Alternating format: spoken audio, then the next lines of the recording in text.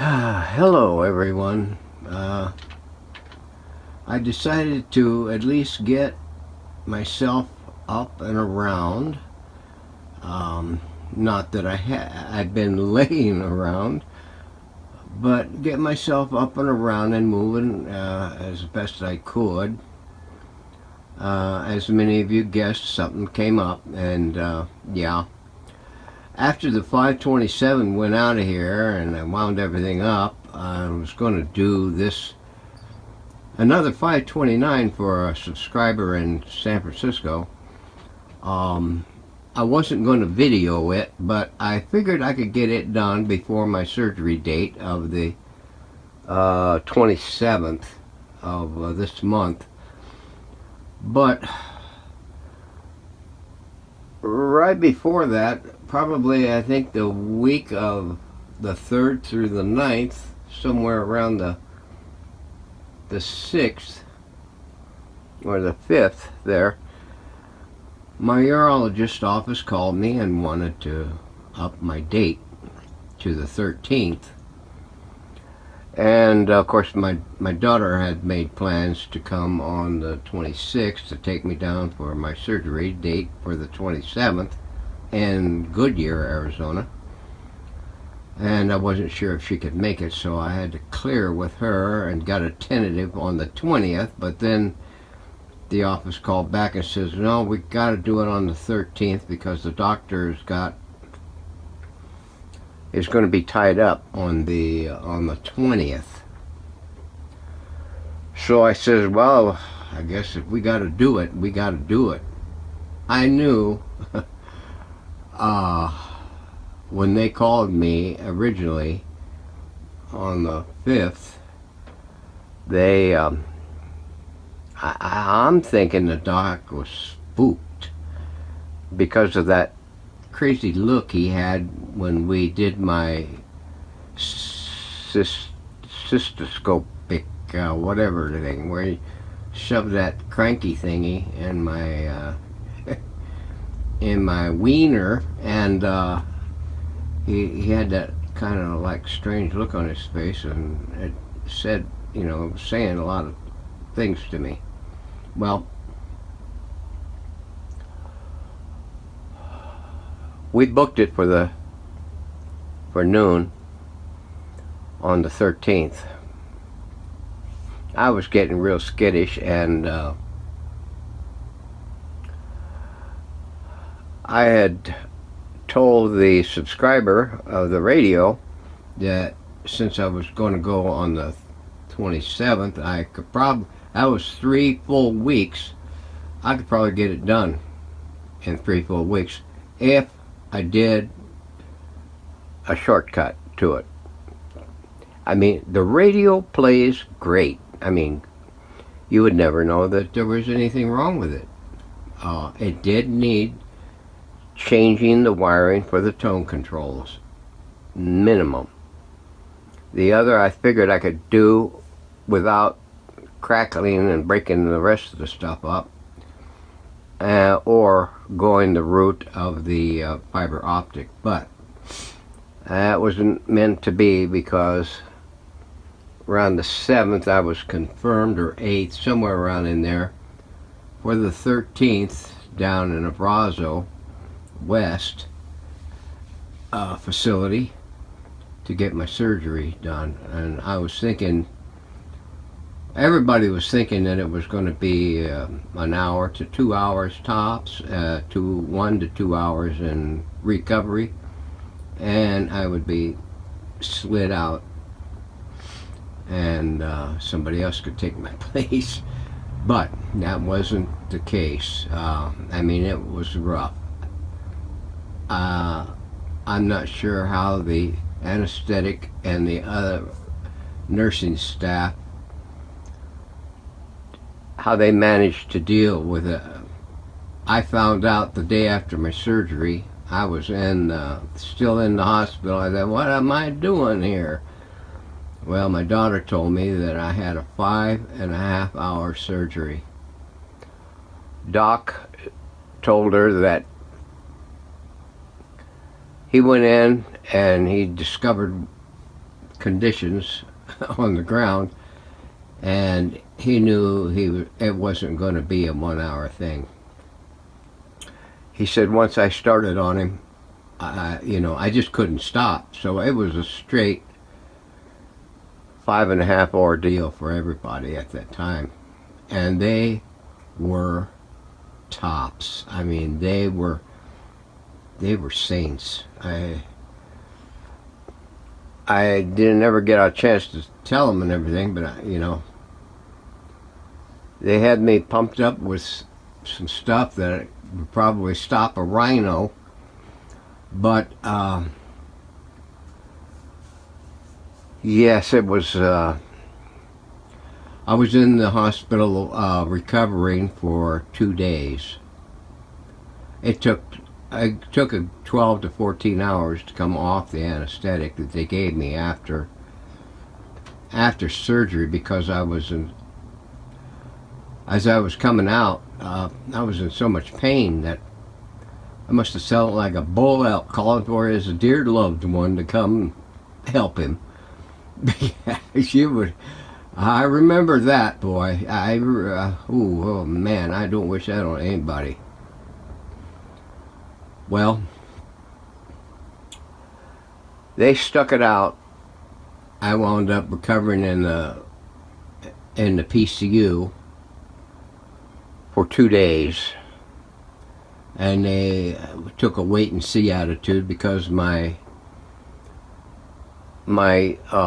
flow from my bladder was still pretty red, and they were washing it with some kind of solution. I mean, they told me towards the end there that I was going through a bag an hour of fluid, and just to rinse my bladder. It wasn't intravenous or anything like that, but they were changing the bag every hour, and they were coming and checking on me like about every 20 minutes, because my catheter and leg bag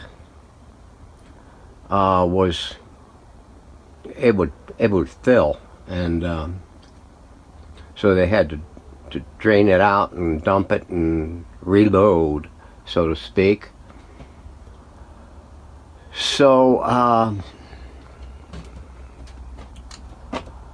Friday mid-morning, probably along about 11 o'clock, they had me get up Thursday and walk around on my own. I decided to use a walker, so I walked around for, I don't know, 3, 4, 5 minutes, somewhere around in there, and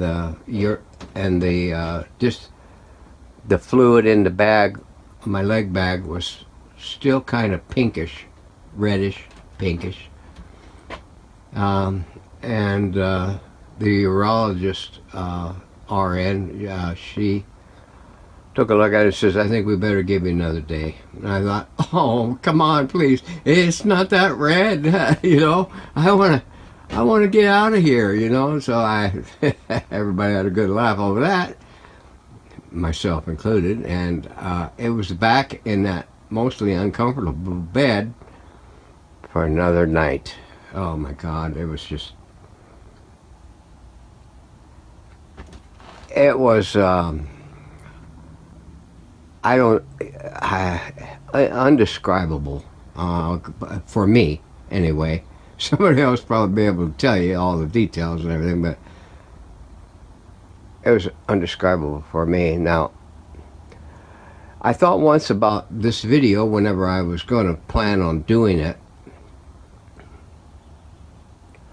whether or not to show my face and or whatever, but I didn't have my denture in, and I don't have my denture in, and I didn't want to freak anybody out, especially the little kids if they're sitting around watching or listening.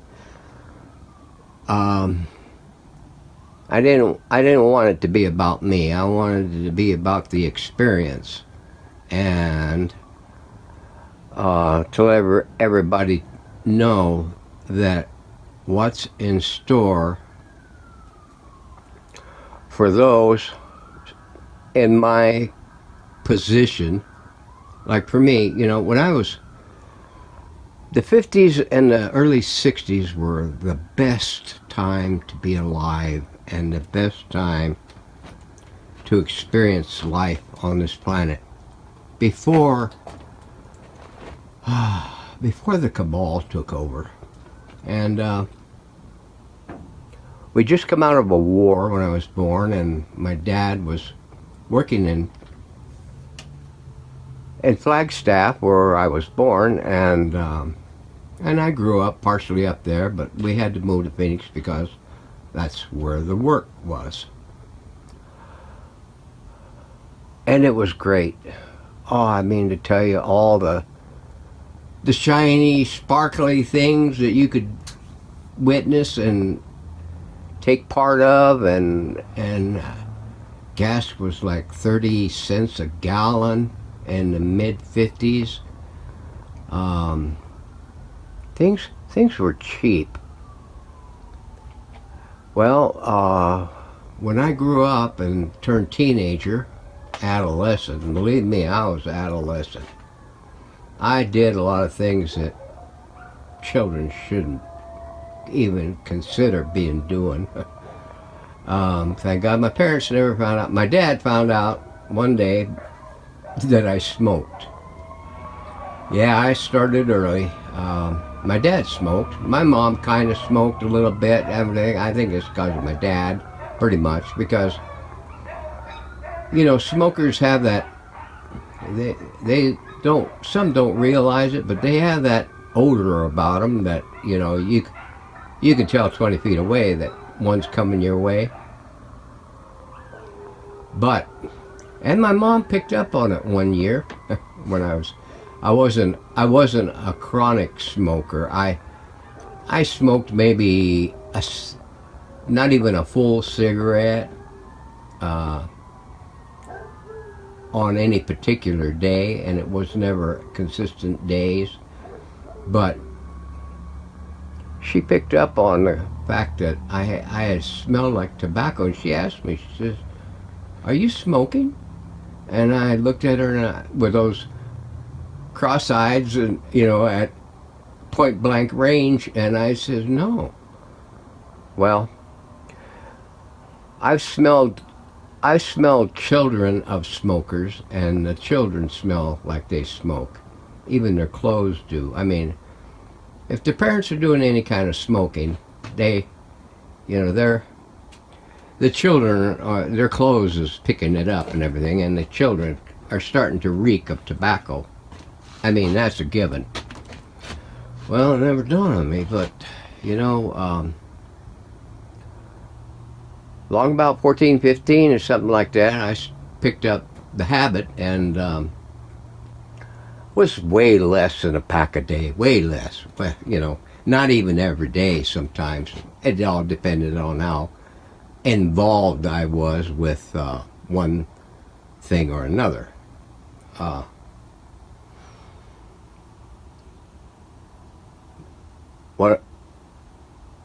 In the final analysis, what I would say, and I gave up smoking in 2013, and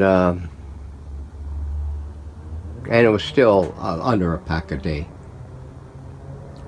So my final thought on that would be, if you're smoking, stop.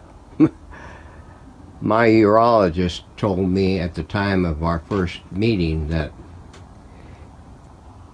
he says, "My guess is that you have cancer." He says, "The reason why I believe that is because I see that you were a smoker." And I figured, you get done quick enough and you might dodge a bullet. My brother smoked, but he's not as chronic. He says, the minute I knew that you were passing blood in your urine, and the fact that you were a smoker, he says, I knew cancer. He says, but we can confirm that, my diagnosis, my suspicion, if we do a one of them scope thingies. Yeah. I said, well, I guess so. Yeah, let's find out. And he went up there, and I seen it on the screen myself. And he says, that's rather large. He had no idea until the day of the surgery how large it was. My daughter told me that he had to take and scrape almost 50% of my bladder. And he had to cauterize every square millimeter as he went along to keep it from bleeding. Well, that made sense. I had pain afterwards, man, because I wish that on nobody. If you're smoking, you better stop. I'm telling you right now. But you do whatever you feel necessary. I know it's very difficult to quit, and I quit on a number of occasions before. But after 2013, I put it down and cold turkey, and never looked back. So keep that in mind. You're headed for a bad situation if you're doing that. And everybody that I've run across say yes, smoking causes bladder cancer. That's where it'll wind up, because that's where your urine winds up. Let alone anything else upstream of that contributes to it. So, God bless my urologist and the nursing team at the Brazo West campus. They did me good. I am hobbling around now with a leg bag on, and I got an appointment tomorrow with my PCP. She's going to check me out. It's a follow-up post-surgery. And I've been notified by my urologist that it's time to book my next appointment for something. Now, I still got to find out what from the pathology, what gives. I've got to wear this catheter now for until probably 1st of April, maybe second week of April. And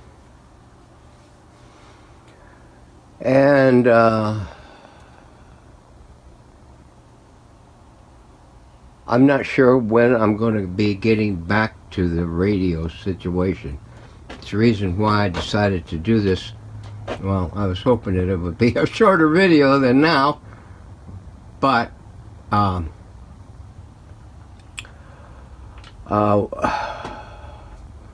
we're going to put everything out here in the dungeon on the back burner for right now. When I get the catheter out and lose the leg bag and find out more what the heck is going to happen,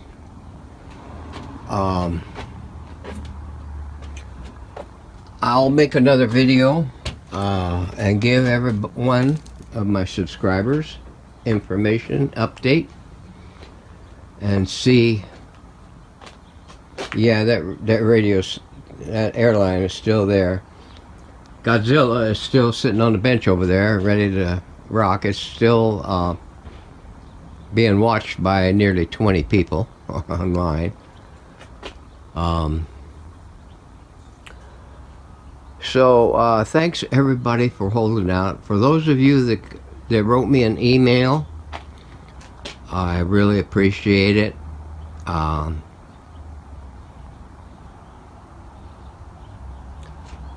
I'll try to respond to everybody. I think that will be a good thing. thanks, like I said, to those who did contact me already, concerned about why they haven't seen any action from me in the last couple of weeks. So, everybody enjoy your spring. I see spring is going to sprung here in the next day or so. We had snow on the mountain last week when I showed up from the hospital. Other than the pain that I felt the night coming out of surgery, I haven't had any real significant pain at all. A little irritation here and there where my clothes are rubbing my schwang the wrong way, you know. It kind of gets a little irritating, but they gave me some lidocaine for that, and that helps out. They shipped me out with with a couple of prescriptions for discomfort and pain or cramps. Haven't had to draw on it yet. It's better than I imagined it would be. I'll say that much. It's a lot better than now. If I can just get rid of this catheter so that I can stop walking like Charlie Chaplin, I'll be a lot better off. So, now, I got to go check on my laundry because I got a issue in the morning that I got to take care of with my PCP. Thank you all for hanging in there. Not to worry. I get this thing behind me. We're going to start back, and we're going to come back stronger than before. Thanks, everybody, for your thoughts and your prayers. See you soon.